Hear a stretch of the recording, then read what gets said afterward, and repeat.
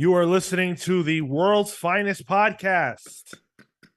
That's right, talking about Pals Pulls.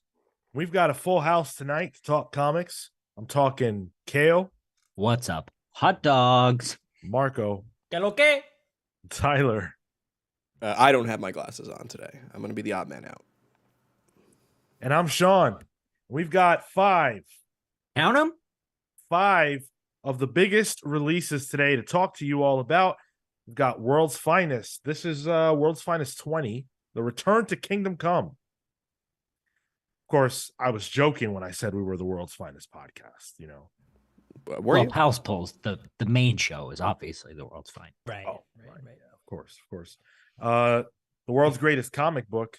We've got Titans number 4. Sean, did I sense a bit of sarcasm? Sean? Come on. What? Got Green Lantern number 2, and this, I don't know if you guys can see that, but this is actually a signed copy. Yo. Yup. What? PKJ signed it for me at Comic-Con. He had these at his booth ahead of release, so I've actually had this for a few days now. He's like that video game store on Fordham Road, just breaking street date. Yeah. Oh yeah, love those. I know what that means. We've got Sensational She-Hulk number 1. Or just the next issue of Rainbow Rowell's She-Hulk. And that was the listener pick, by the way. You guys really wanted us to review that.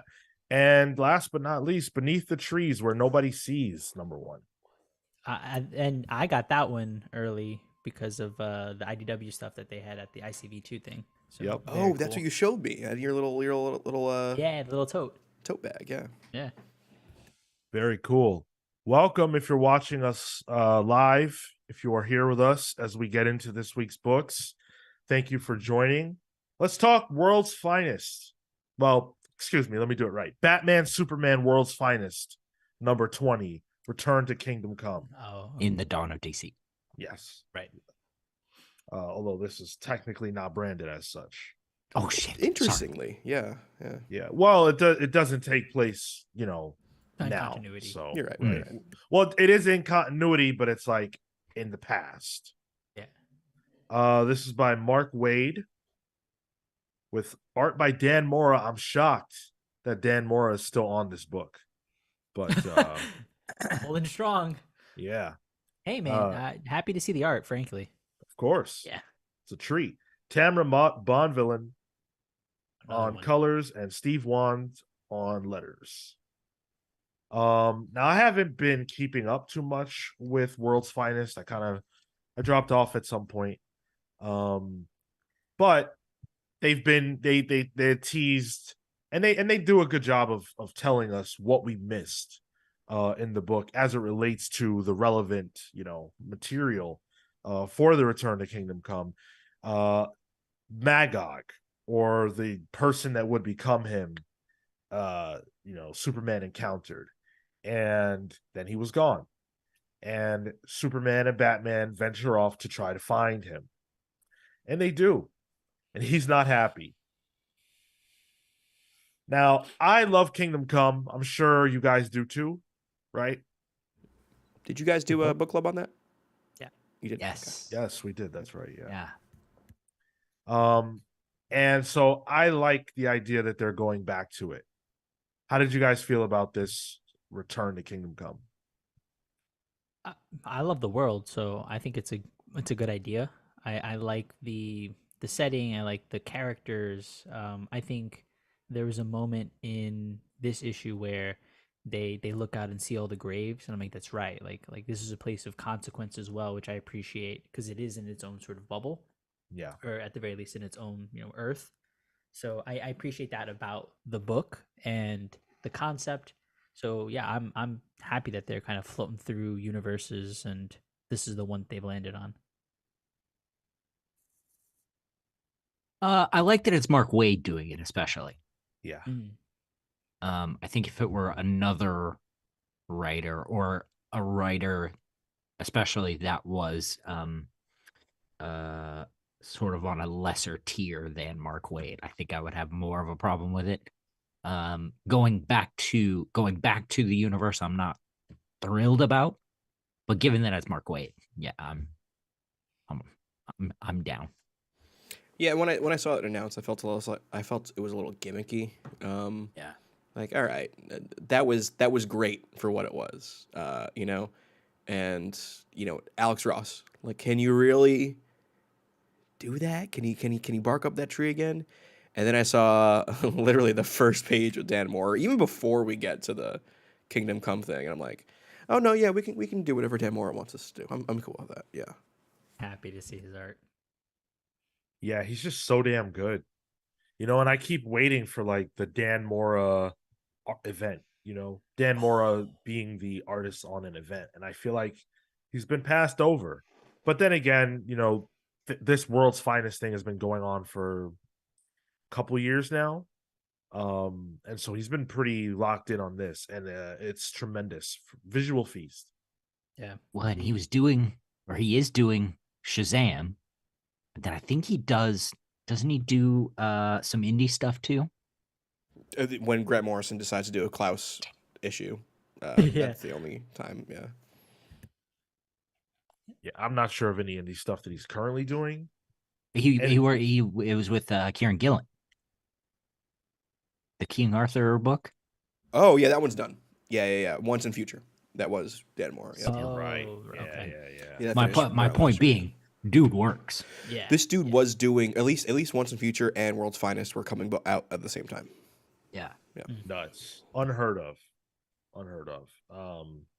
Yeah, I mean, this to me was awesome. I really like Mark Waid's voice for these characters, and I appreciate the fact that this is taking place in the past.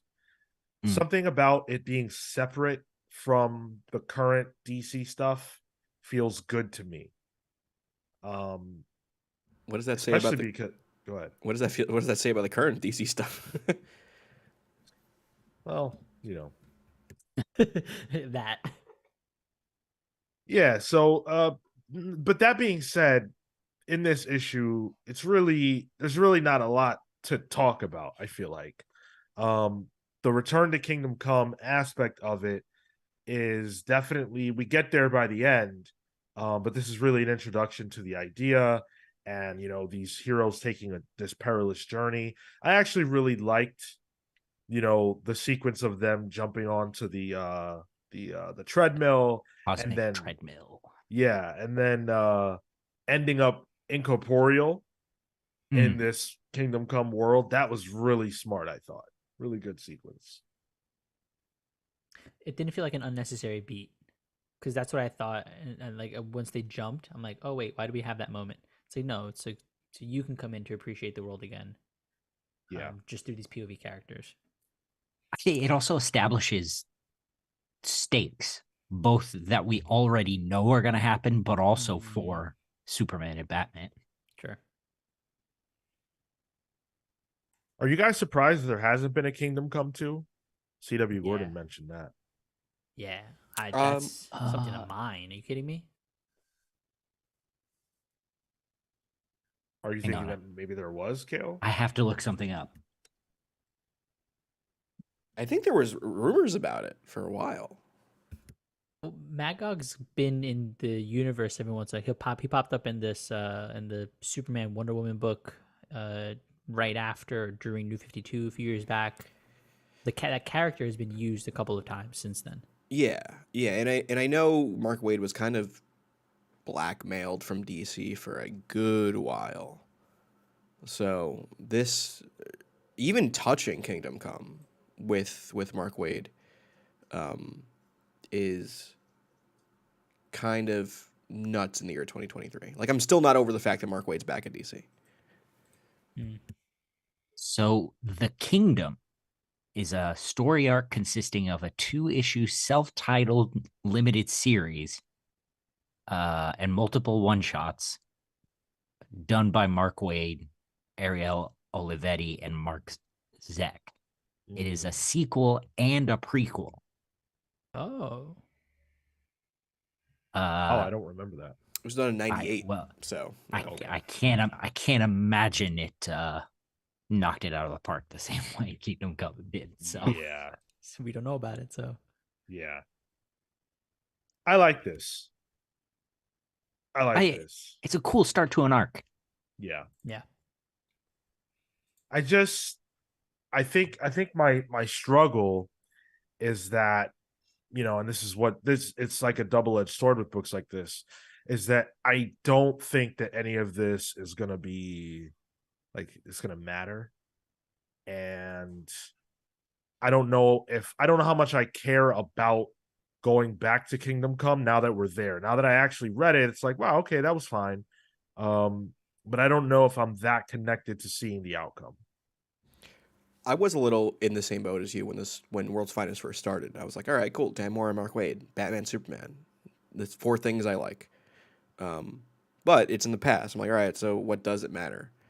In 20 issues in, what matters is that it's just really good comics, Yeah. So I've kind of gotten past the whole continuity part of it, in like the fact that that it is in the past and it's kind of an out in continuity thing, but they are working with multiversal stuff. Kind of leads the opening for it to matter in a way, if that makes sense. Sure. Because we're leaving traditional space-time in comics. Yeah, I mean, for me, it's just like, this is a really, really good creative team. Probably doing DC's best book. So that's enough to kind of get the ticket for me. You think this is DC's best book? Yeah, I do. Yeah. Hmm. Month in and month out. It's I've read every issue and it's the one I look forward to most. Like I read alphabetically in my stack. I don't know, OCD, whatever. But I will find World's Finest to read that first. My But recommendation. you don't read alphabetically. Well, not this one. Actually, no, it might come up as Batman, Superman, so that might be, I don't know. I just wanted to shout out the Justice League case book. That is a thing I want to own. That's cool. That's a real thing, I think, right? Oh, is it? I mean, it sounds like something that would be in like a Scholastic fair, Or something that got put out, sort of like the Batman's Black Notebook or whatever that came out. That was all the collected stories that Grant was referencing for the Black Glove. Oh, that's cool. Yeah, that looked like just like a fun little thing to, if you want to flip through. Oh, here are these standout issues and that kind of thing. Good resource. I mean, I'm a fan of Justice Planet or Planet Justice, whatever they were calling it. A themed restaurant in a comic. Yeah. Oh yeah. Oh, Yeah. that was one of the things that like I liked about Kingdom Come, and just see like that's where we go to first once they kind of get their bearings. I was like, yeah, I always want to see what horribly named dishes they have there. What was it? The Creped Crusader was the Batman themed Yeah, crepe dish. that's right. Yeah, Yep. love a pun. Planet Krypton. It's good. Yeah, I don't know. I'm into this concept, and like I enjoyed this issue well enough. I didn't connect to it the way that I thought I would. I thought that, Wade did enough. And, you really do have to know what Kingdom Come is, I think, for this to hit with you. And that's kind of not a good thing. I think it should just be strong on its own, and it's not. At least in my opinion. So this, I think, is going to need another issue to really sell me on why we need to do this. And the work is strong enough that I'm willing to give it that second issue. Yeah, agreed. Sticking around for this one, and as a good arc start as well. Yeah. Yeah, I like it. Pull. I would pull even just for the first 2 pages of just Dan Mora drawing multiversal DC characters in the art style. Like he aped Paul Pope for Batman 100. He aped Mignola. Like that alone is just like, give me those 2 things on like a poster or something. Because I was just poring over those 2 pages. But yeah, easy pull for me. Awesome. So now that we've talked about the world's finest book, and you guys know you're listening to the world's finest podcast, let's talk about the world's finest fans that join us over on patreon.com/thecomicspals. Y'all are the real MVPs. Thank you so much for choosing to do that. And of course, we try to give you bang for your buck. Over there, you can find our exclusive show, Palling Around. That's where we talk about pretty much whatever we feel like talking about, untethered to the world of comics. Although sometimes, there's some crossover. You also get a newsletter, one a week from one of us, and you get a nickname and a shout out on the main show. In addition to other things that we love to do over there, I did a free blog over the course of New York Comic Con, so that's still available if you want some deeper thoughts that we didn't necessarily get into on the show when we discussed New York Comic Con last Sunday. So lots of cool stuff happening over on our Patreon page. YouTube.com/The Comics Pals is where you can watch this show live every single Thursday at 6 p.m. Eastern, Saturdays at 10:15 a.m. Eastern for the main show. This week we're going to be talking about we got a fun show planned. We're going to be talking about a DC Ultimate Universe.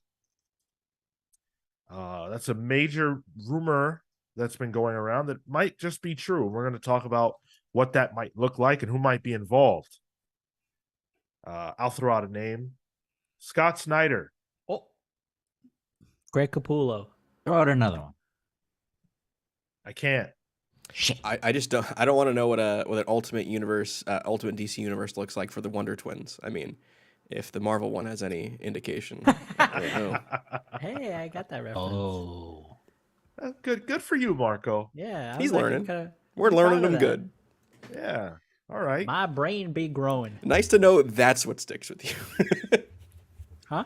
Nice to know the incestuous relationship of Scarlet Witch and Quicksilver is what did it for you. Good to know. Sorry? Love it. And come join our Discord server. It's a boatload of fun. Love to see you guys coming and hanging out with us. Upcoming, or not this upcoming, 2 Mondays from now, we will be having our first ever live book club. That's October 30th. And we're going to be talking about The Long Halloween. That is a book that somehow in Pal's history we have not discussed It's in the wild. book club setting. I know, right? So we were saving it for this. We knew all along. Day one, we planned this. That's right. Day Yeah, damn one. You knew like 2 of you would leave. I would somehow come in. Okay, well, foresight. We need about 7 years to be ready. Yeah. Gotta let it sit and marinate. Let's dive into Titans number 4.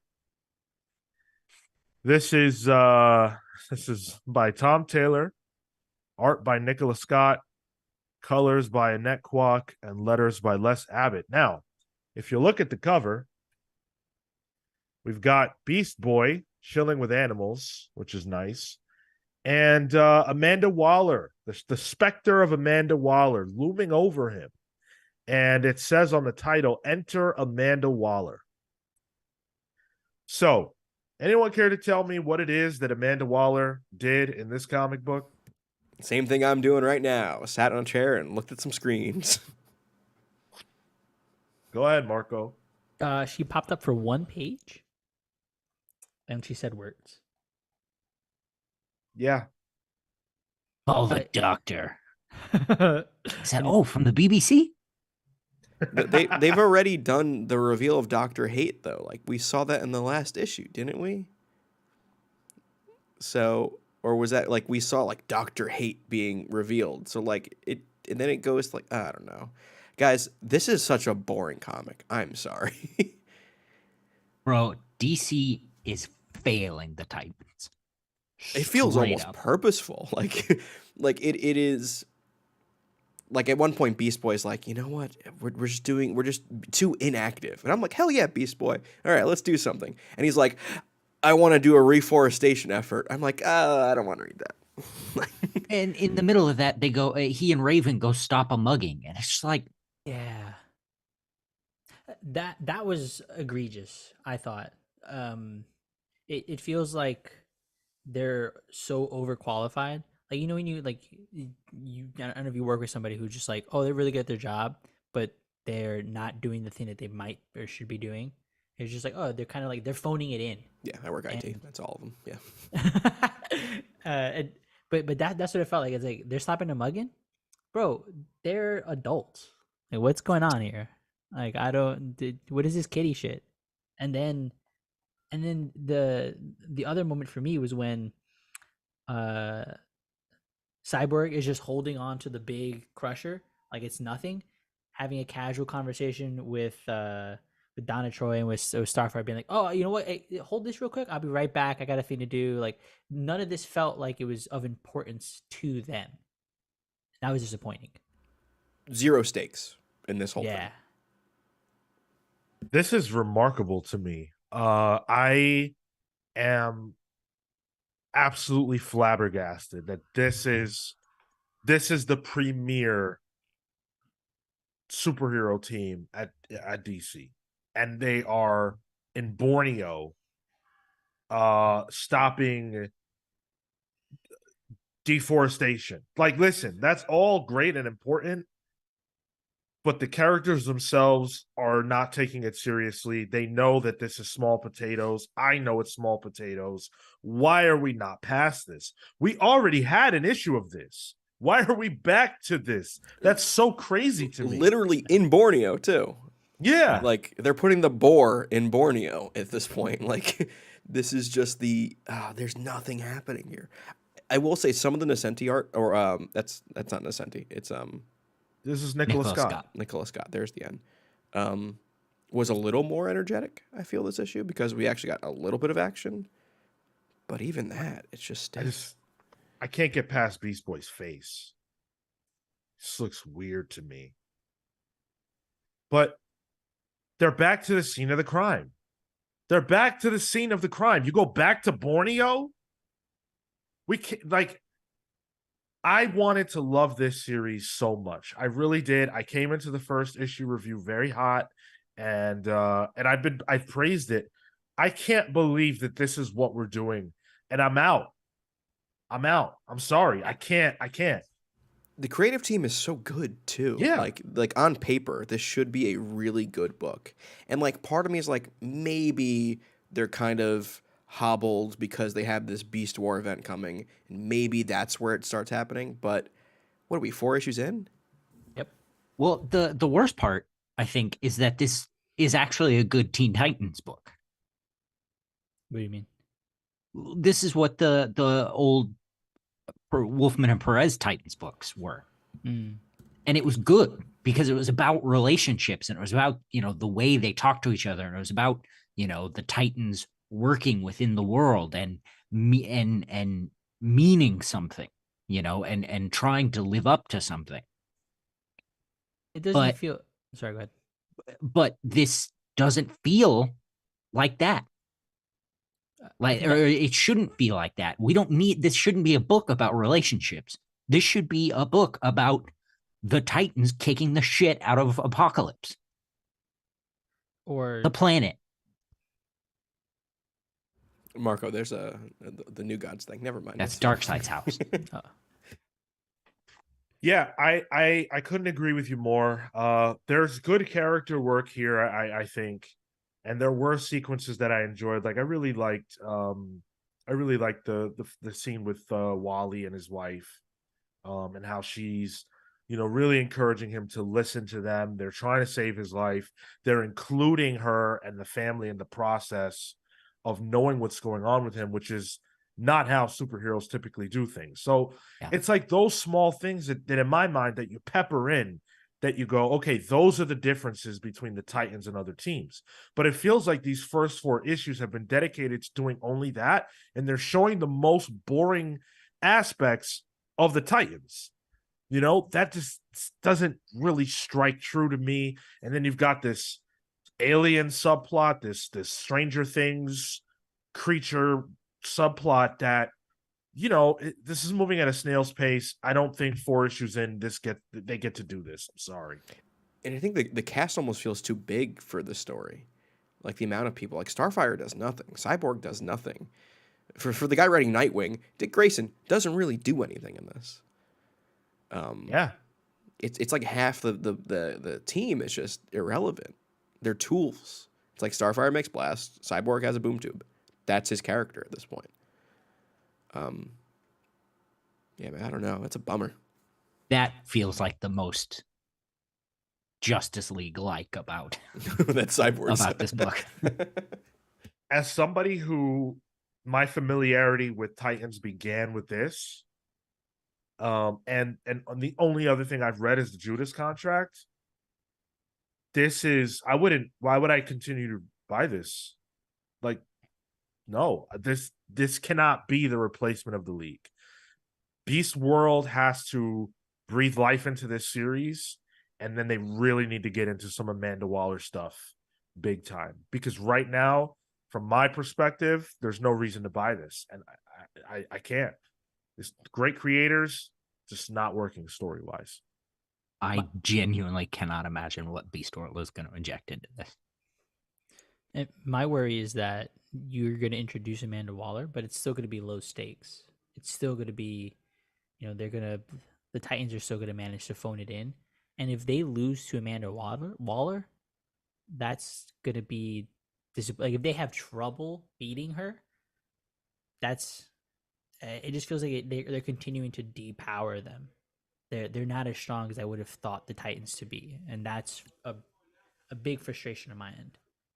I'm also frustrated what it's turned Amanda Waller into. Like I could almost see the mustache she's twirling at this point. Like, she used to be such a calculated, strategic, strong character, and like she just does nothing now. Yeah. Dan in the chat had a question about removing an expectation from the Teen Titans, and he says if somebody reads this 10 years from now, ignorant of what this book was supposed to be, might they like it? I don't think it's well constructed comics. I think the writing is serviceable, but the stakes at hand and the consequences coming out of those things are non-existent. I think I would trade weight before giving like the final verdict on the longevity of it. Because I think there is a point to separating the expectation. But I don't know, man. Something cool's got to happen. I mean, what's a DC trade? 5 issues at this point? I tell you. Like, this is gonna be a boring ass trade. I just don't see, like, I can't imagine how tastes would change 10 years down the road so much that 4 straight issues you can do basically nothing and that be justifiable. It's rough. Nothing happens. I can't even pinpoint an arc here. Like, whose story is this? Birds of Prey is half the issues in, and Yep. I'm enjoying it twice as much. Happened. Yeah. And it's weird because like Tom Taylor's other 2 ongoings, Nightwing and Superman Son of Kal-El, are good, and I think they're working as ongoings. They're like, there are arcs, there are stories, and there are like character moments that transcend the arc, and there's character growth, and there's like these are just paper dolls. And he knows how to deal with an ensemble cast. He has it in Dark Knights of Steel. Whenever people on the Bat family come in to join Nightwing, he knows what to do. He's just not working on this. And my last thought on this is, when you get the big job, which this allegedly is the big job, there are other considerations. Dark Knights of Steel, for example, is outside of continuity. Nightwing is a smaller title. So who knows how much that stuff that we don't get to hear about is playing into this. I don't know. People love Tom Taylor. Tom Taylor's great. Nicola Scott's great, but this isn't great. And I have to pass. And I don't know that we can continue reading this book for the show. I would greatly appreciate not having to continue reading it for the show. You're souring his taste on his favorite super team. Me? Oh, like, this doesn't change my opinion of the Titans. Oh, fair. It certainly changed my opinion of the creative team, but not the Titans.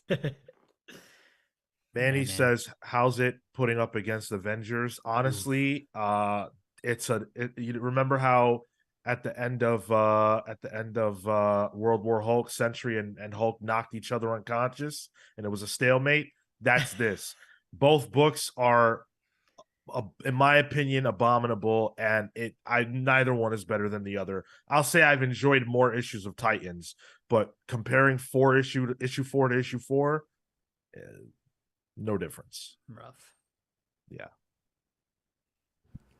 You know where I stand on that question. But yeah, it's a pass for me as well.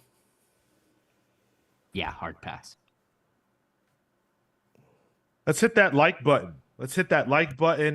Let's give us a rating or a review on whatever podcast hosting platform you're listening to. If you enjoy what we do, you want to support, that is a free, easy way to do it, and we appreciate every single person that does that. Send in your thoughts, questions, comments about the show. You can leave them on YouTube. You can also write us an email, contact@thecomicspals, or wherever it is that there's a comment section and you can get with us. Drop us a line. We'd love to hear from you, especially if you're not in our YouTube comments all the time. I want to hear from people that listen and don't comment. I think that's really fun. So say hello. Some incognito people out there. Yeah. Yeah. Word. Say what's up. Yeah. Become cognito. Is that the header of the next issue of Titans? Yes. Marco, what were you going to say there? Our community is very positive and optimistic, and so to reflect that, Robotters in the chat says the cover is fun. I'll give it that. All right. Robotters, I did pick the good variant, so That's For the fair. variant, yeah, I'll say that. The variant Tyler has on the screen there with all the Titans kind of hanging out and some of them playing a board game, D&D, I guess. That's a fun, cute cover. I wish that the book inside was more fun. That would be a more fun story, honestly. 100%. Like Raven running DMing a D&D story. Would be great. Come on, that's not a Justice League book. It's not. You're right. It's a Titans book. I would be equally disappointed. Oh, Yeah, damn. come on. Tyler, I feel you. There's I'm with you, but it's not a Justice League book. Yeah. Kale, do you feel like are you stuck on the fact that this is Titans as Justice League, as opposed to just Titans? Yes. Okay. And I don't think that's unreasonable, because that's what they told us it was. Marketed as that, yeah. Yep. This is the level up. Nightwing is the greatest character in the DC universe or whatever, right? Like he did the Christ pose on the cover of, Dark Crisis or whatever. Why isn't he doing anything? Forgot about that. Yeah. Yep. He's putting out forest fires in Borneo. Does that place, by the way, Borneo, mean anything to anyone? Like, you guys remember the X-Men animated series when they introduced Cable as the wild man from Borneo? That's literally the only thing I can ever think of when I read about that place. I just think of rainforest. I don't remember that. Oh, man. I always thought that sounded so cool. You know what else is cool? Green Lantern War Journal. We read issue 2 by Philip Kennedy Johnson with art by Montos, colors by Alex Guimaraes, letters by Dave Sharp. So issue 1 did a great job of introducing us to John Stewart at a place in his life where he's sort of settling in and rejecting the Green Lantern lifestyle. He wants to, enjoy his mother and make sure that she's doing okay and happy, regardless of what that requires of him. But of course, the forces of nature, the forces of evil, are drawing him out. And so this issue is, an expansion on that idea. He goes to potentially get a job at Steelworks, which is something we've seen unfolding in the pages of the Steel miniseries and Action Comics and all that stuff. He gets a pretty disgusting visit while on a train ride. That's probably going to have a huge impact on his life. I thought this was absolutely fantastic. This is my pick of the week. Okay. Okay. I love it was good. I love a good train story, Sure. I like that he started here with his mother. Like, it's a very reflective. John feels like a very reflective character, and so he knows what is of value to him, and I really connected with that. I think that's something that Johnson does really well with his characters, is what is important to this individual. For Superman, it's building other people up. For John, it's protecting those closest to him and engaging and spending time. So I really appreciated his approach in this, and the villains coming in to wreck that. Man, it's good comics. It's fun. You know, I wasn't sold on the idea of a Green Lantern on Earth. Like that idea, like I'm just such a big Jeff Johns Green Lantern fan, that it almost doesn't compute to me. I'm like, oh no, this is the space cop. You know, this is the outer space big storybook. But PKJ is doing it for me on this. I really enjoy this. I like how small the story is, but it's also kind of big behind the scenes. Like at its core, it's really John adjusting to life on Earth, not as a commissioned Green Lantern Corps member anymore, and how he deals with his mom, who's kind of dealing with a bit of a memory issue, and he's just trying to find a job, like something small like that. But then there's this huge thing happening in the background.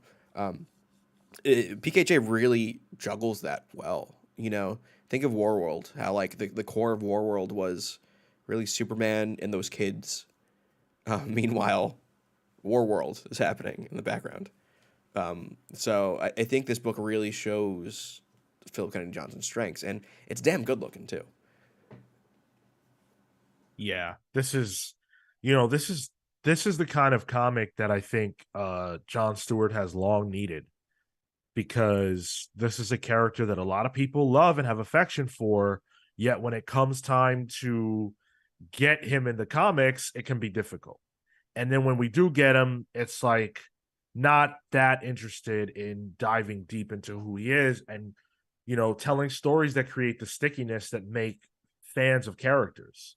And I love Jon Stewart, but I just haven't gotten to read too much of him that was great.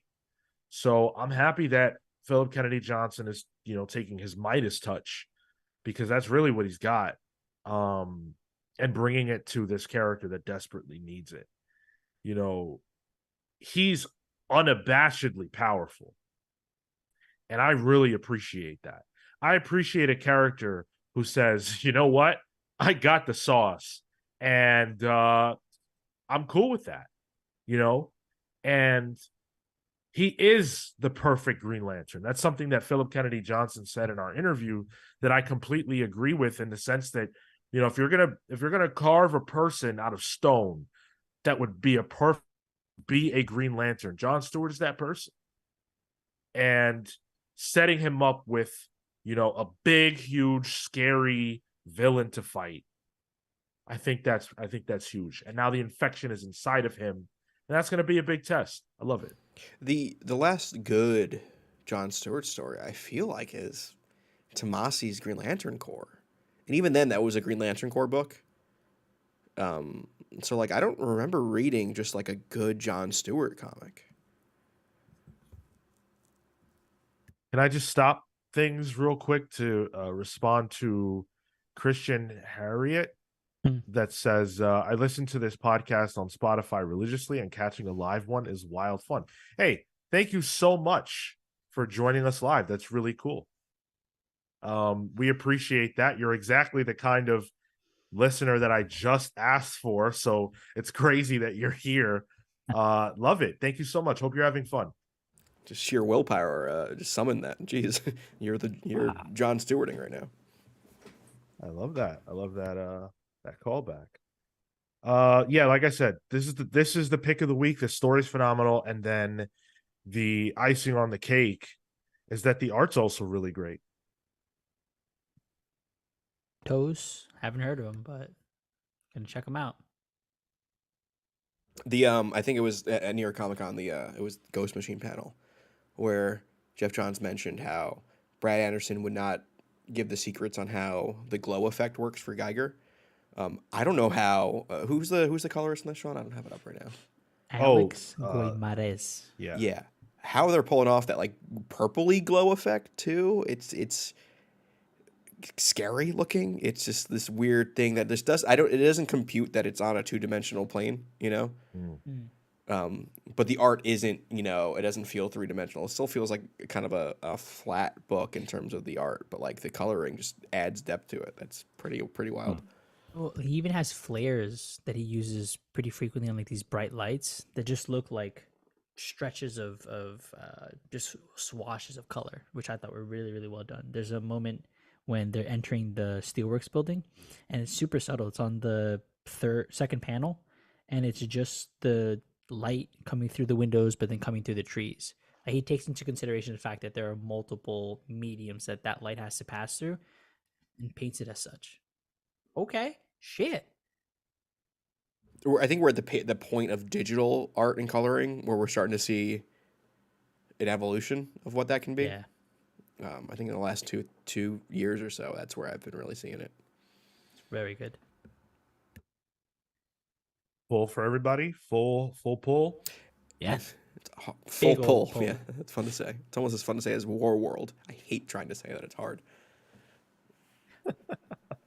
Well, try saying Sensational She-Hulk 5 times fast. I will not. No. All right. Well, try saying Rainbow Rowell 5 times fast.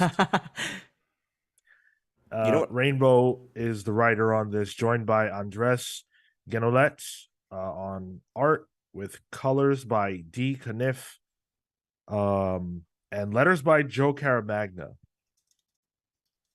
We reviewed the first issue of Rainbow Rowell's She-Hulk when that launched.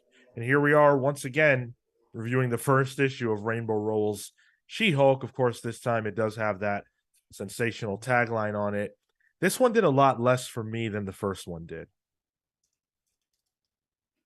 I think the issue with this one is that it's not an issue 1. Right. It's the next issue of She-Hulk. Like, and I've pulled every issue of She-Hulk. I'm just behind. So like reading this, I was like, well, now I know what happened. It felt like it's just like, because it wasn't a clean start. I feel like I've missed out on stuff. I think Rainbow Rowell's voice for characters is unmatched. Like some of the stuff she's done with like Runaways and the previous volume of this are fantastic. But it did feel weird as a new number 1. It's just like typical Marvel, needs to boost sales real quick, so they're gonna put out a number 1, which is a bummer. But like at the same time, like it's just the name of the game. They did. I do appreciate the little previously at the cover. They don't tend to do that, so when they do, and I think it makes sense for exactly that reason, Tyler. They're just a relaunch and recontinuation of what's been going on. At the very least, you're giving somebody something. So hats off to that at minimum. What do you mean they don't tend to do that? They don't do like a previously on this comic. This was what has been going on. Like a recap page. Yeah. Yeah, dog. That's like Marco. Marvel's Marvel whole always jam. does it. Yeah. Yeah. They had like a little blurb. DC Yeah, dog. doesn't do it. Yeah. Oh, is it just DC stuff? Yeah. Come on. As he wears a manga hat. Listeners, viewers, there's your right. reasoning. That's right. Oh my god, that's so funny. You know what? I didn't have a hard time getting into this from the standpoint of having missed out. I read like the first 4 or so issues and I dropped off, but I actually thought Rainbow did a decent enough job of, catching you up if maybe you've been gone or you just didn't read anything. My problem was just that I felt like I didn't care about this. I don't care about this stage of She-Hulk's life at this particular moment. I didn't care about the Fight Club. That came off as too goofy for me. Yeah. Same. Yeah, and the relationship with Jack of Hearts is interesting, and I like what that says about She-Hulk and everything else. But then, like that sequence with the two, the Eternals dudes, the Deviants or whatever, the Castaways, that was even slow and I didn't care too much about it. So I didn't find anything to like attach myself here to, despite the fact that the actual work is good. Shout out to a short king. What's that Oh, meme? Ben Grimm. Yeah, Tyler, they missed the boat on that one. The meme with the girl, the The woman Lauren. holding up Let's be real. I'll name the Oh. actress. The Lauren Phillips meme. whatever. Hey, listen, Hey, listen to the Longbox podcast from years ago to know all the porn references that were in But that. like they should have recreated that. How They come should have. She-Hulk They really doesn't should have. hold Yeah. Jack of Hearts up against the wall? That's what the Yeah. people want. I wouldn't doubt that it was in there and had to be changed because it was too much of reference to directly porn. The people. Meanwhile, namely Greg Sean. Land gets to do, but Yeah, it's not, again, it's good work. I think I agree with Tyler. Rainbow's voice for these characters is rock solid. And the art's great. Good looking book. I just couldn't connect. I think Rainbow does real good character interaction work. Like there was a beat here where Jack of Hearts is he shows up on the Punch Club meeting, and he's absorbing radioactive energy, and the thing mentions he absorbs a radioactive bomb, and then Titania looks at Absorbing Man being like, "You've never absorbed a radioactive bomb." Like those little beats are fantastic. Yeah. Which I think worked amazingly well in Runaways because that's kind of what Runaways is. Yeah. She-Hulk is a little bit. I still don't think Marvel's really solidified what She-Hulk is in terms of a comic. Sometimes it's punch things, and sometimes it's a law procedural, and I think sometimes it's trying to do both at the same time, which is kind of where this book is. So I think what the MO of the book is, I'm unsure of, but those beats are great. Traditionally, and like, correct me if I'm wrong, but traditionally She-Hulk is a humor book that happens to have superhero stuff in it. Yeah, with a lot of fourth wall breaking as well. Yep. Yeah, and this just doesn't quite, for me, it doesn't quite deliver on either level. Like, the humor's not all the way there, the fourth wall breaking stuff's not all the way there, but also the superhero stuff just isn't all the way there. Is it because it's trying to do it all at once? No, because there have been other She-Hulk books that have done it all at once and have done it better. I think to that point, I don't think that it needs to do it all necessarily, and I like the little flavors that we got. I appreciate that we didn't go all the way into this is a comedic book, or this is all for superheroes. Like, this was just a very light book to introduce us to players, to introduce us to dynamics, and then to introduce us to, at the very least, like, this is her life moving forward. And But it's not introducing it. I mean, for this being in issue 1, I think it did that work. I think it reestablished that initial relationship with what's his Jack of face? Hearts. Yeah, which for someone who hasn't been reading the book, cool, level set. She's dating, fine.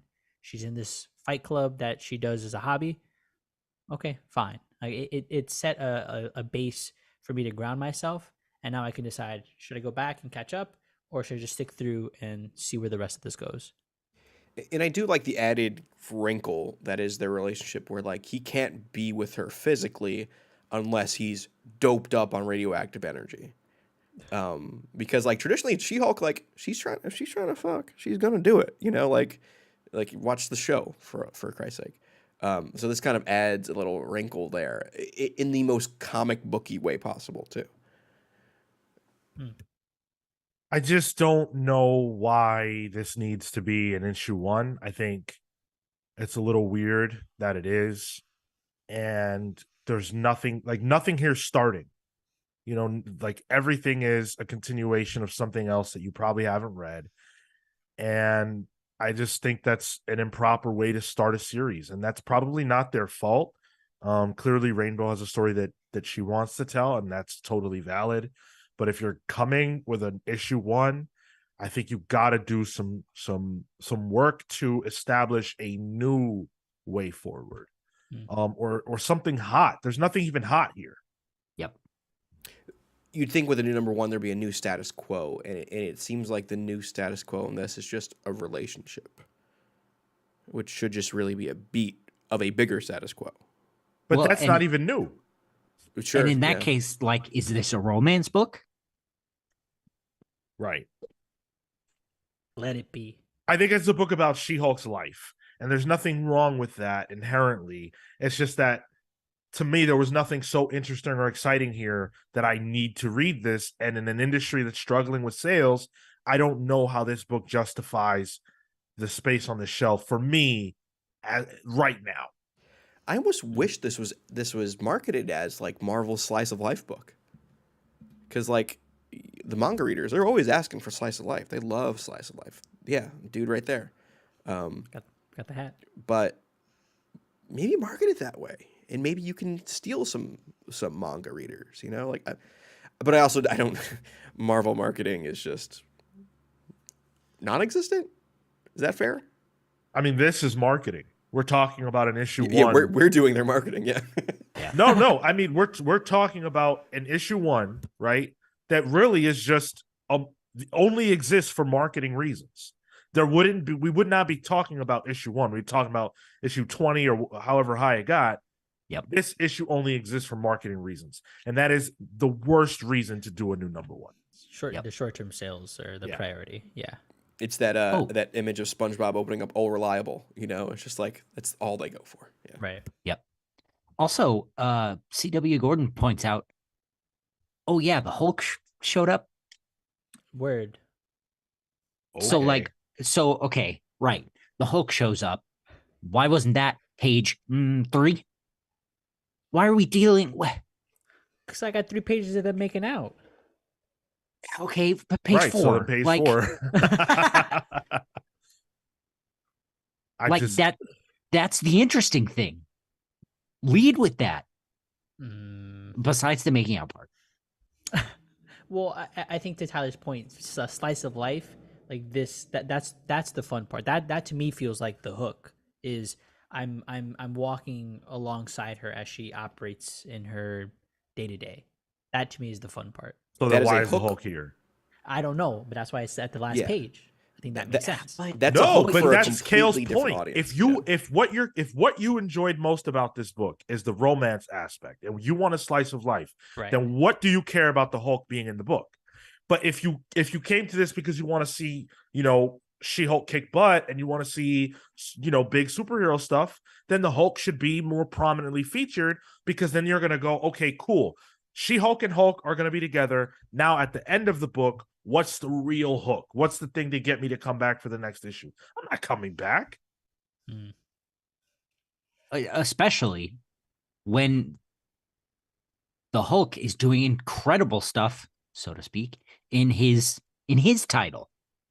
Well done. Like I don't know what the Hulk is doing here, but I guarantee I'm not interested in it compared to what's happening over there.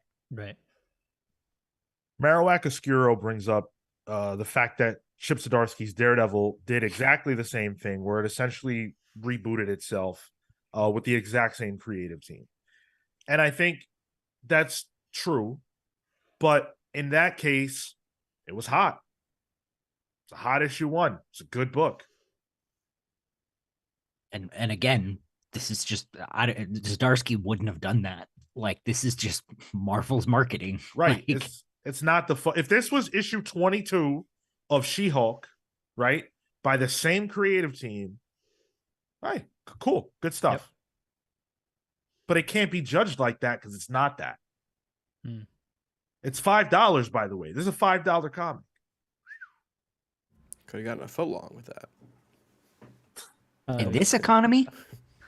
Christian Harriet in the chat also mentions books can market new arcs too.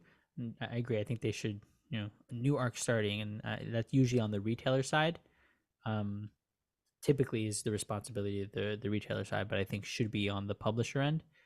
He says, I asked my shop to put me in for the Detective Comics, Good, Bad, Wanted, double ship. That way, in the event of that he wanted to jump in, could. But because this is launched as that number 1, it's not the same. It's not the same vehicle that you would typically do for ongoing comics. Yeah, because all the marketing for the big 2 is the creators. Like, the creators have to market their own stuff. We have to do that. They don't get paid for that. Yeah, or the retailer to really sell you on a book. Yeah. It's not like they're owned by giant corporations that have billions of dollars. That maybe a little slice of that pie can go towards a marketing budget. Well, how many books do people find through us, even? Whether it be through these reviews or through the main show when we're talking about announcements. We're doing that labor for them. Sure. Yep. All right, so show's over until they pay us. Is that what we're doing? Well, we striking? What's our payment? Sometimes it's the books, right? Like, Yeah. Not DC. We can't even get connections at Marvel. You know what I'm saying? Like, and Yeah. we're a part of the marketing team. Milkbone Crusader 6, which is not a name I've seen before. Welcome if you're new. Thank you for watching and commenting. Are you a dog? Says price of comics is too damn high. Hey, completely agree over on this side. We've talked about that many, many times before. That is absolutely true. But we need to keep especially quickly for the fact that there's no marketing. Right. Yeah, that's right. Let's jump into Beneath the Trees Where Nobody Sees. Speaking of people finding books through the show, I think that this is probably something that is not on a lot of people's radars. And so, part of what we get to do is talk about new stuff. So, yes, there are more comics than superhero comics somehow, some way. This is written and illustrated by Patrick Horvath with letters by Hassan Otsman El How.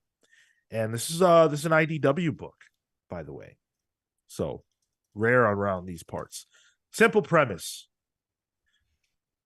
It's a world in which everybody is an animal.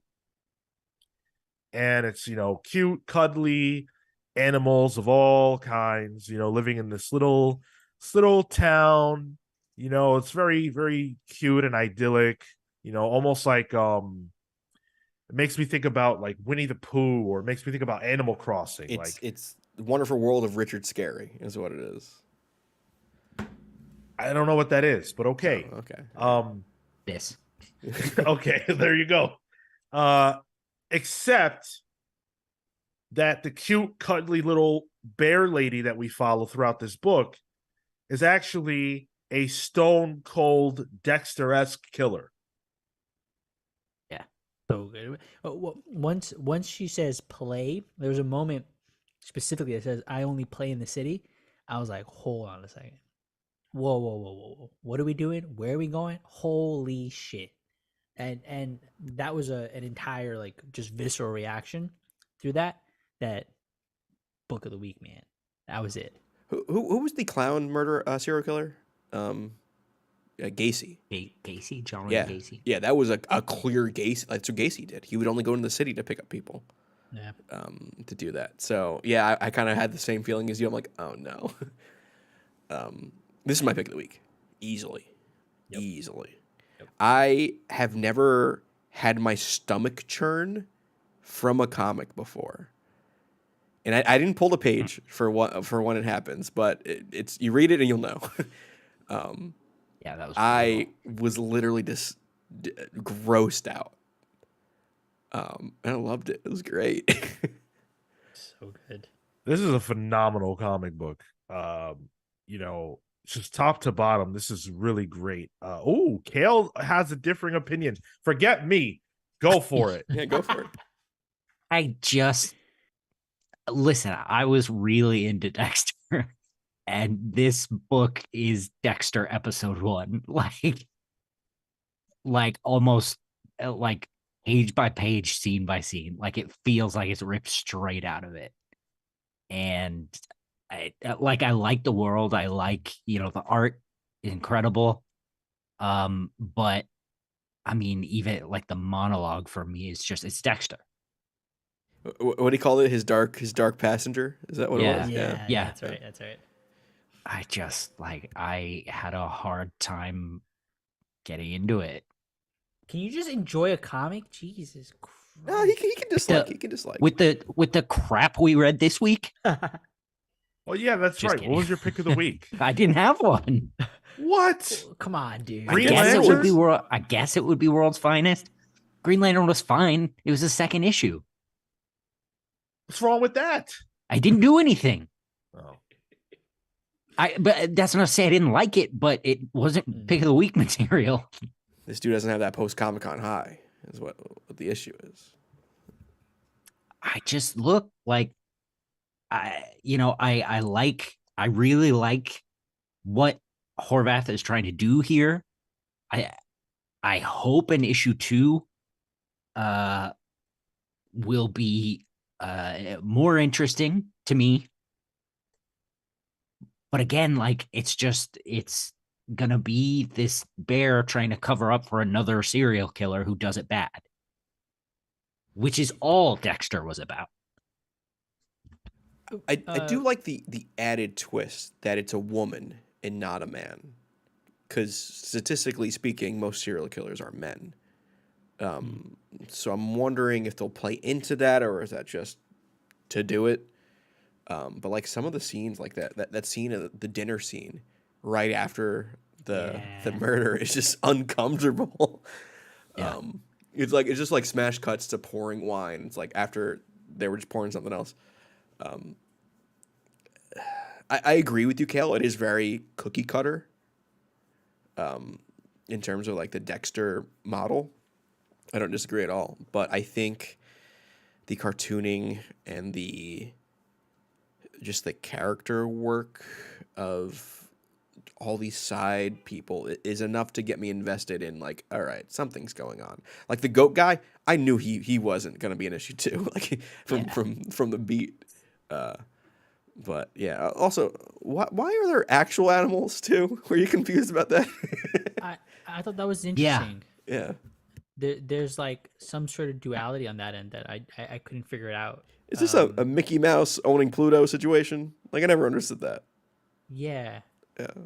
But it was an interesting wrinkle, like because especially since it happened after the murder, right? There's this like beast versus intelligence thing, right? Where the animal wouldn't have done that, but this intelligent creature what it like does.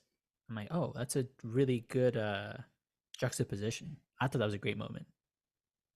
I came at this, I think, from a slightly different angle. Maybe it's ridiculous, but I was thinking a lot about the fact that, that Dexter comparison, and thinking about the fact that the biggest difference is that these are animals and people eat animals. I consume animals. I eat chicken, I eat cow. People eat duck, right? And we're seeing them being killed in this book. And that's something that happens every day. But I was way, way, way more uncomfortable reading this comic book than with the notion of the fact that animals die constantly and I eat them. Are you expecting at the end of the book it's just a giant PETA ad? Like, this is just a psyop? It just, I don't know. I got a lot out of this. I thought this was really good. It is a cookie cutter. Yes, I think that's true. We will see how it is that Horvath plans to separate this from the other things that are like this. Sure. And that is to say, I look forward to it. Oh, you do? I do. I don't think this was bad. I just didn't like it. I get that. That's the most Kale take ever. It wasn't for me. Yeah. Yeah. Well constructed, just not your cup of tea. Yeah. Totally. Yeah. This is I'm excited for this. And it seemed like there was a buzz at Comic-Con about this. There was, yeah. Yeah. Yeah, Like so it feels like after it's gonna be like maybe like a sleeper, and then as this gets collected and as more issues come out, it'll hopefully it'll have a name for itself. I feel comfortable saying this is one of my favorite issue 1s of the year. Damn. I mean, it's no Marvel Unleashed #1, but That was good. that was good, yeah. No, this is my pick of the week easily, yeah. Yeah, same. And Kale, you're going with World's Finest. Wait, do I have to have a pick of the week? I think so. Them's the rules, yeah. All right. Yeah. World's Finest, then, I guess. I'll let Mark Wade you were super enthusiastic about that. Did you please don't tell Mark Wade that? Did you see Christian's comment? He said, with a new person in the live chat, I'd have expected Kale to get a pick of the week together. Damn. Yeah. Come on, baby. It's like not cleaning up the house before you have company over. Yeah, That's not what that's like. You're gonna disappoint the new live viewers, which everyone should join us live. We always have a great time talking to the live chat while we do the show. You guys are great. Appreciate all the interaction. Tomorrow is a special day, at least for me, and Tyler too, I think. Oh, my throat hurts. Oh, right. Yeah, of course. Because Tyler's sick and he's going to have tomorrow off, which is great for him because he'll be able to play Marvel's Spider-Man 2 all day.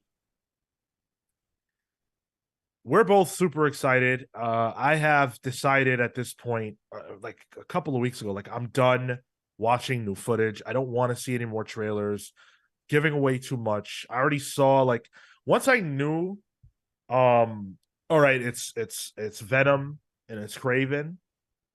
Cool. Don't really want to know more about the villain situation.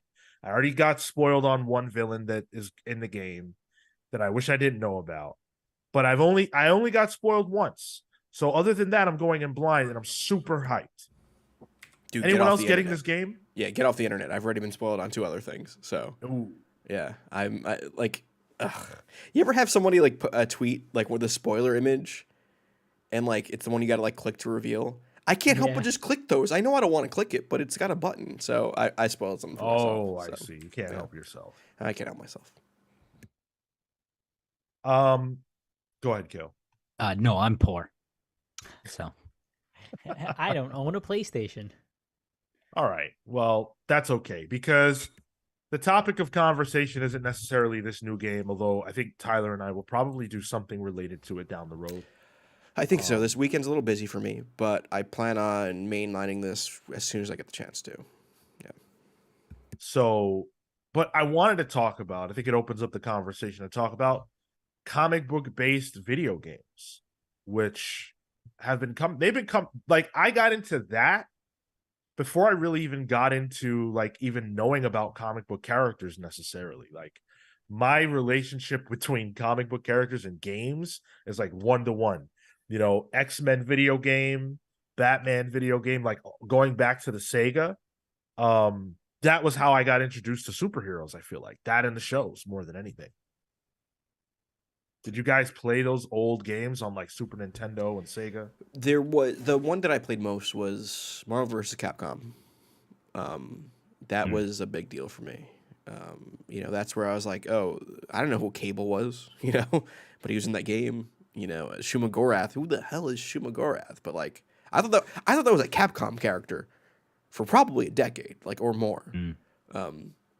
So yeah, that was like a big intro for me. My dad's PlayStation, that was one of the games he had, so we used to play that a lot. The big one for me though is, and correct me in the chat or any of you guys, there was before Marvel Ultimate Alliance. Before that, there was X-Men Legends, right? Okay, it was X-Men Legends: Age of Apocalypse. That was my game. I think it was on PSP is what I had it on. I played that's where I got introduced to Deadpool as a character. Just because I liked his character, his skill set in the game. He had like a quick little teleportation spell, move, and like that was sick for me. Yeah, and Ultimate Alliance, fantastic game. Those two, and then there's the Spider-Man 2 game because it had that little kid where you had to find his balloon. He'd be like, "My balloon," and you'd have to go and get it. And oh man, yeah, those were a lot of good games then. For me, Dan pointed out in the chat the X-Men arcade game. I love that game. You ever beat it? That's where I learned about Dazzler. Yep. That's all I needed. I used to go to the movies with my family. I have three siblings, and then my parental figures, whatever, and we would all play that game at the movie theater. Yeah. That and The Simpsons, and we would play until there was no like, okay, we don't have money anymore. And it's not like we weren't rich or anything close to that, but for some reason with that game in particular, we had to play until we beat that game. Yep. Yeah, for me that was the Turtles games. The same style, Turtles in Time. Beat 'em up side scrollers, man, were so good. The Michael Jackson Moonwalker one, also decent. That's a great game. Yeah. That's a great game. I have an emulator now. So I get to revisit, some of these games. And X-Men the arcade game is, if I need a game to play, just like something to just sink my teeth into real quick, I jump into that. Do you ever just hear the word Wendigo like in your head? Like, oh my god, dude. Yes. That and Welcome to Die. Those are my two things that I always think about from that game. Magneto says "Welcome to Die," which like doesn't even make any sense. But he only had so much. There's almost only so much data space for that voice file. So, and then the classic Colossus like power up move, which is I think one of our sounds. If you sub or something, it mostly worked on Twitch. It doesn't really work on Twitch, YouTube. yeah. But yeah. Marco, you ever play a video game? I was gonna say my first superhero related game was actually the demo disc to Spider-Man 1 on the PlayStation. Spider-Man 1. Yeah, I love that game. But I had the demo disc, so I had 5 minutes of play. I could beat that first level so fucking quick, dude. Oh, I was speed running that shit. And subsequently, that's how I got into watching speedruns, was because I like early. This was a few years like after, but I had remembered trying to beat it as quickly as possible, like optimize routes and stuff. I'm like, I wonder if other people have played this game like in full. That was the first time that I'd seen a full playthrough speed run of a game, was because of that. Otherwise, Ultimate Spider-Man on GameCube. Yes, I feel like nobody talks about that game. That was a great game. Love that one. A lot of fun, great art, and it was what I thought was the Marvel Universe at that time. I didn't realize that Ultimate made a distinction. I'm just like, wow, this is crazy. This is so cool. Like, this doesn't look like the movies. I guess they're taking artistic liberties everywhere. And Batman. I was gonna say without the Arkham games, like Spider-Man 2 wouldn't exist. Like just the way the combat is. Like those Arkham games were so good. I remember it was Arkham Asylum, the first one, where it had that, Batman's journal, and you can go in and read all these descriptions on all like his entire rogues gallery. And I would just I was like, who the hell is Tweedledee and Tweedledum? And then I would learn about those characters. Great games. The lore in those things are phenomenal. A lot of fun, a lot of attention. Arkham City was the one that I played. I didn't play Asylum. I only played Arkham City, and then whatever the one after that was. Arkham Knight. Yeah, it was Knight. Yeah, right. Arkham City's obviously the best one, but I think Arkham Asylum's worth checking out if you can. I've heard Arkham that, Knight. Arkham Asylum is awesome. I actually tried to replay that not that long ago, and the control scheme just felt too old to me. I have a problem with some of those old games now. It's just like, wow, video games feel clunky like this. Yeah. You guys ever play me? This was like a game me and my brother played a lot. It was on PS2. It was the movie tie-in game for Ang Lee's Hulk. I played the demo of that. Dude, it was so much fun. And it always looked insane. I remember having a great time and going, I gotta get this. And I never got it. Everything was breakable, which is what was great. Like everything was a destructive environment. Sure, you had those gamma dogs or whatever the hell that movie had. But like, I think that he actually threw in some villains in there. Like Abomination showed up in there. I think Bi Beast shows up in there. Yeah, cool stuff. Roboter says, I really like the Wolverine games, even the hard one that was labeled under X2 Origins. That game is, wait, is that a Wolverine only game? Maybe. Maybe. Because I remember Nightcrawler and Iceman being playable alongside Wolverine. Actually, I might too. Yeah, that game was not good. I I had a Wolverine game on my Game Boy that I blasted through and really had a great time with. I don't remember what it is or was or The Game Boy game was apparently packaged with bundled with Spider-Man Mysterio's Menace. I remember that game. Yeah. Yeah. I didn't play that one, but my brother had it. Dan, I love that Avengers game. That is one of my favorite old games, the Avengers, Captain America and the Avengers game. That was where I first saw White Vision, and I was very, very confused when I yeah. saw like normal vision. I didn't get that at all. And I never understood why Hawkeye was in the game. I never got that at all.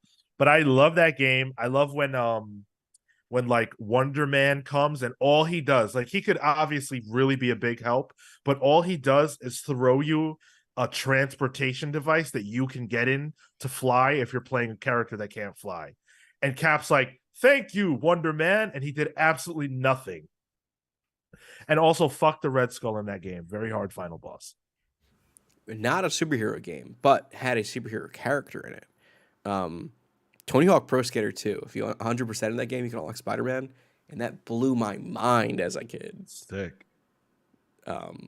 So like I remember like it was me, my brother, my cousin. We are all like, "Oh, I can't find all these skate letters in this thing. All right, I'll take control." And eventually we got him, and it's pretty damn cool.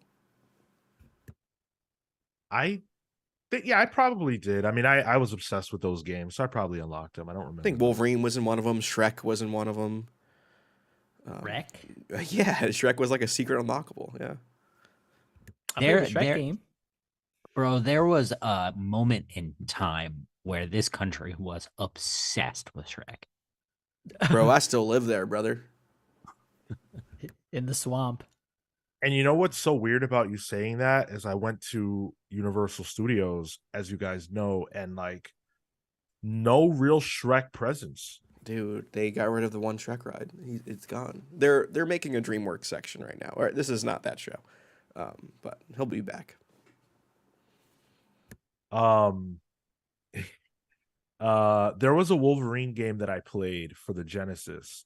And this game and a game called Splatterhouse, which is not a horrible game, but like a horrifying game. Yeah, yeah.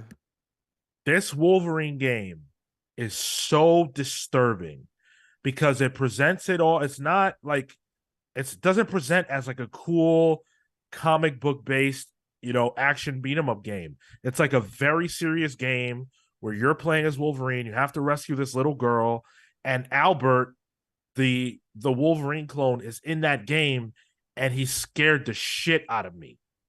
That game freaks me out to this day. It's also very hard. It looks like a Metroidvania type game. It is. Yeah. It is. Wait, What's what it is called this? again? Wolverine. Wolverine Adamantium Rage. That game is crazy. Got me some emulators. Maybe I'll have a dip into that. It's really hard. I warn you. I'd recommend watching a video because that shit's frustrating.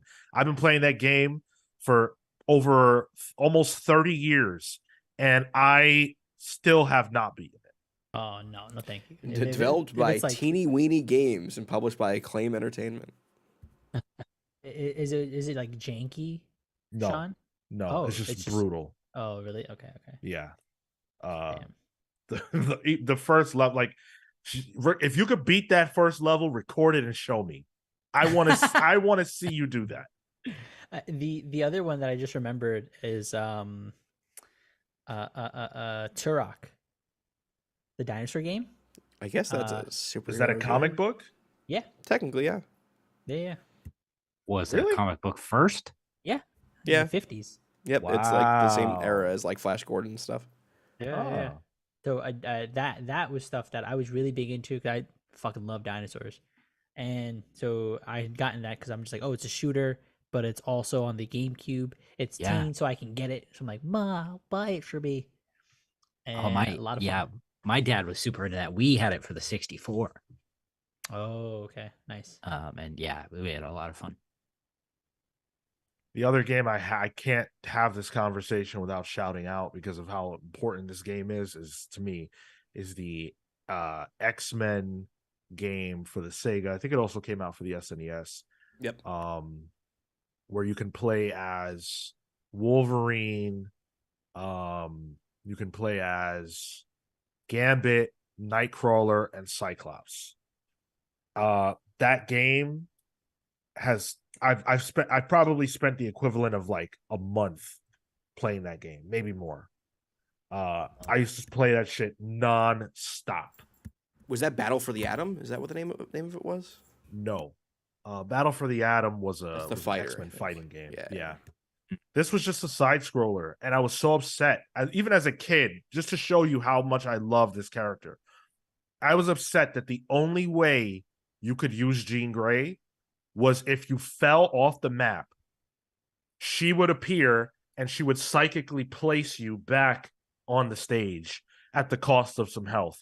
And there were times when I knew I was going to lose anyway, and I would do it instead of turning the console off just to see Jean. Yeah. This dude down That bad. Sean's just leaping off buildings and Yeah. into pits. Yeah. I'll do it for Come you. on, Gene. I want to see Gene. I mean, Please. like, so Spider-Man 2 comes out tomorrow, but like Insomniac also has that Wolverine game they're coming out with, and oh man, Yeah. I want that. Just imagine the combat this combat style with Wolverine is it's gonna be insane. Yeah. I'm excited for that. I think that the world of like video games based on comic books, as good as we have had it with the Arkham and Spider-Man series most recently, untapped. I really think that the sky's the limit. I think those games can be incredible. And how someone hasn't figured out yet what a Superman game needs to look like to be great, I think that could be one of the greatest games ever if you do it right. Fly through hoops, right?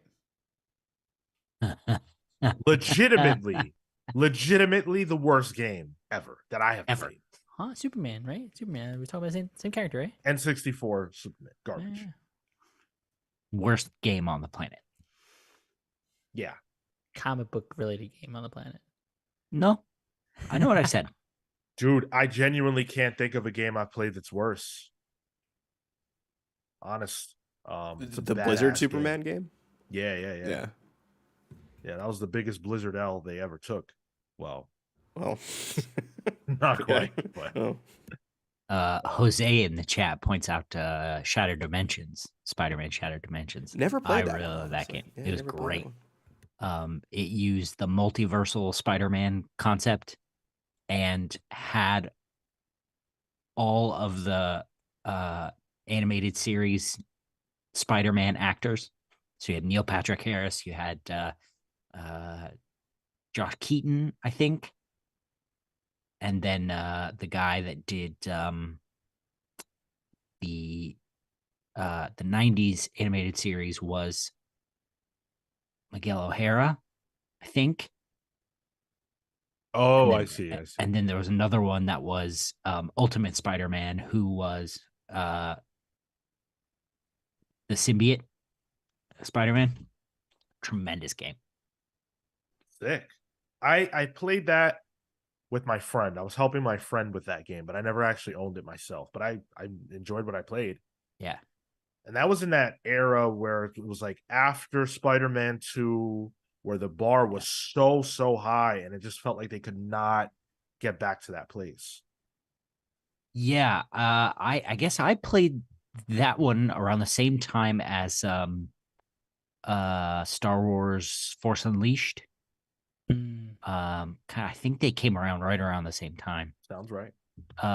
And I really enjoyed that, but it felt like everything else was just bad. They just could not do Shattered Dimensions again. Okay, listen, I know that this is not a video game podcast and we're probably about to stop this, but you just brought up Star Wars The Force Unleashed. I cannot let this moment pass. During the pandemic, I made it my business to beat as many games as I could. And that was one of the games that I went back to. That was genuinely the single most aggravating, frustrating gaming experience of my entire life. That game is awful now. Playing it with modern control because it has an old control scheme, the bugs, the bullshit, and not only that, but my goal was to 100% these games. So I 100%ed that game, despite the fact that I enjoyed 0.0 moments of it. It was a bad decision. I'm glad you kept it easy during the pandemic. Oh boy! And he had to do something that would be worse than still doing the show every week in the middle of a pandemic. That was the best part of my week every week. That's how I feel about Kingdom Hearts, though. Like, you ever try playing Kingdom Hearts again? The camera is unbearable. Oh, yeah. Abominable. It was bad back then. It's obviously insane now. What console did you play that on, Sean? The Force Unleashed? Yeah. So I played it when it came out on PS3, and then I just played it on PS5 during the PS4 during the pandemic. I played it on Wii. That was the best. That shit was fun. That was cool. Marco, you look like a Wii kid. I mean that. Yeah. I am a Nintendo kid. Like, that's the only console I ever buy, except the Wii U. But that's the only console I care for. Play 3-4 games, and I go to bed. I will say, video game adjacent, but we have played it on the show. New Jackbox coming out soon, so that could be fun. Robotters brings up the Fantastic Four PlayStation game. Let me tell you something, because that's another game. This fucking game, I wanted to play so bad. And I think I had a copy of it or something like that I got somehow. But it was glitched because the game was dark. You couldn't see anything. It didn't make any sense. I couldn't play it. I was so angry because I love the Fantastic Four, and I'm pretty sure She-Hulk was in it, and I was desperate to play as She-Hulk, and I have never, to this day, genuinely actually played that game, and I'm still mad about it. It's got, like, comic book art on the cover, too. Like, geez. It looked hot. A man said, I've got emulators. I'm always emulating. I've never played this game. It's not there. I don't have it. Yeah? I don't have it. Trust me, it drives me mad that I don't have it. I want this game bad. I want it bad. We're talking about the 97 one or the 2005 one? 97. Okay, yeah. The 2005 one I played, and I wished it was better. I really did. Damn. Because it's like, why buy that when you could play Ultimate Alliance that doesn't that has everybody, not just the FF. But anyway, that's our chat about comic book video games. I am very happy this weekend. I'm going to have the opportunity to completely exit life outside of doing this show and just play this game, Marvel Spider-Man 2. Can't wait. If Saturday's show is shorter, there's your reason. You know why. Sean, just a little peek behind the curtain. Sean has already posted the show notes, which he normally does Friday night. Because my man knew. You know what, Kale? The reason I did it has absolutely nothing to do with that. But I appreciate the joke anyway. We're going to get out of here. Thank you guys so much for tuning in and hanging out with us. We really appreciate those of you who stick around after the reviews and just give us a chance to rap with you. It's always fun to spend a little extra time with our pals. So thank you so much. Make sure you tune in this Saturday at 10:15 a.m. Eastern on youtube.com/thecomicspals for the main show. We're going to be talking about the possibility of an ultimate DC universe and what that might look like if it happens, which I think it will. And a lot more. We got a fun show planned. It's going to be a good time. So come hang out with us over there for that. Patreon.com/thecomicspals if you want to support your boys and go the extra mile for us, like we think we do for you. There's a lot of fun stuff over there for fans of our show. And for everything else at the Comics Pals. Thank you all so much for joining us. For the rest of the pals, I'm Sean saying thank you. We love you. Until next time.